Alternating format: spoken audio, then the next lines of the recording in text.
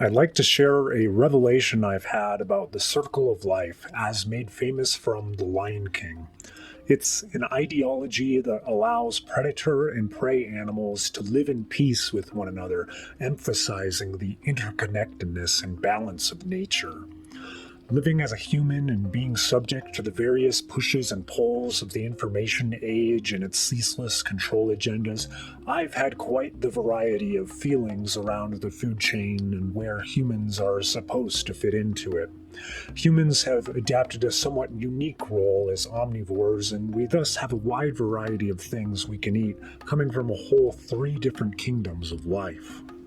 There is no perfect diet for all humans, and so I can only speak of my own thoughts, feelings, and experiences. I've tried being vegetarian and vegan before.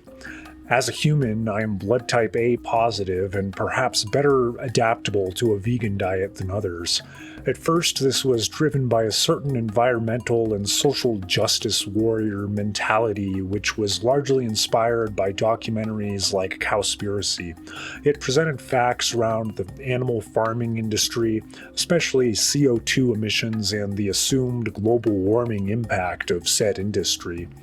It also illustrated how people had been lied to by media and the politicians who are paid to support these industries. This was 2016, and at that time I happened to be buying into the global warming scare, being told that we were all doomed in 10 years unless we gave up all expressions of choice and freedom and lived like, well, cows. Luckily, this was only for a couple months that I fell into that specific groupthink. I realize now that global warming is simply a manipulative lie, an agenda to limit human expression and freedom.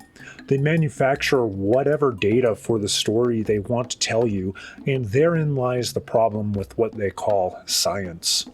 Modern science, as presented by mainstream media, is simply a dogmatic religion, which thy plebeians shall not dare question lest ye be labeled heretics. CO2 in the atmosphere has indeed increased in the last century, but the only impact is that plants are growing better. Nature holds balance. However, I will thank Cowspiracy for indeed opening my eyes to conspiracies and the lies of the media and politicians. It was one of a few precursors to my awakening journey that created a sharp turn in my life at the beginning of 2017. Years later, as my awakening journey progressed, I did find myself coming back to thoughts of vegetarianism and veganism out of concern for animals and the effect on my own spiritual vibration. Our diet indeed has a strong impact on our vibration, and I've become familiar with its range of influence through practical experience.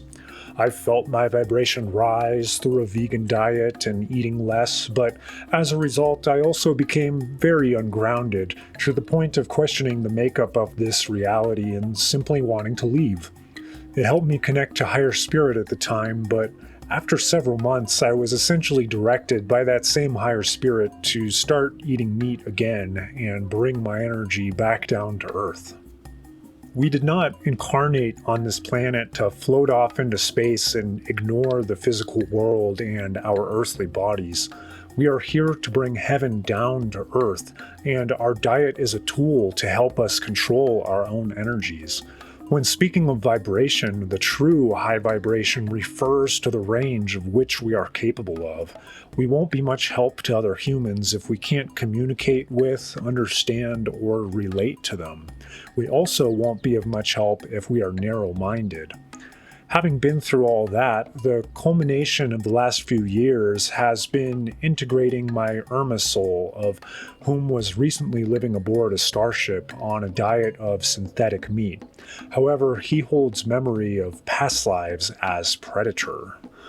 So how do I, as a human, come to terms with other lifetimes I've lived exclusively as a carnivore, not just living on a diet of only meat, but in many lives hunting and killing those other beings with my own jaw and teeth?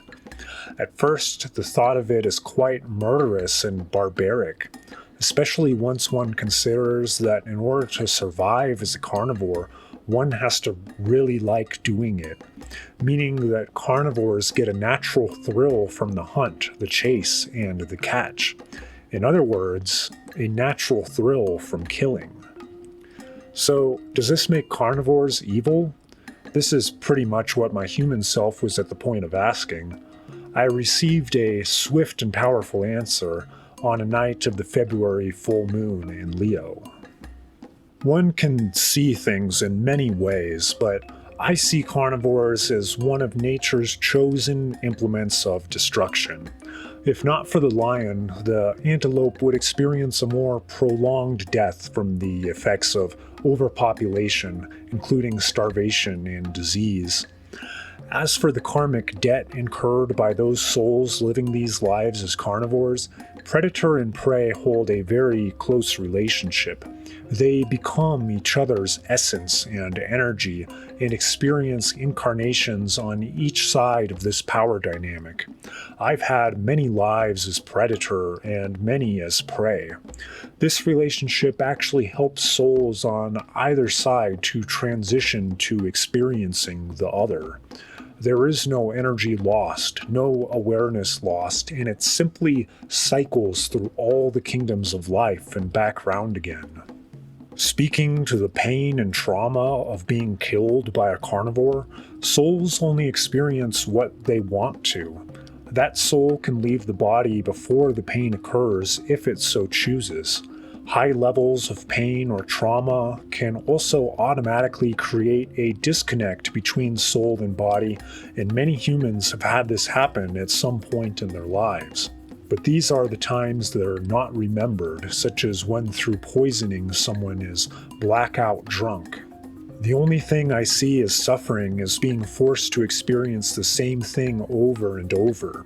On an individual basis, there is no suffering to be had from a quick death.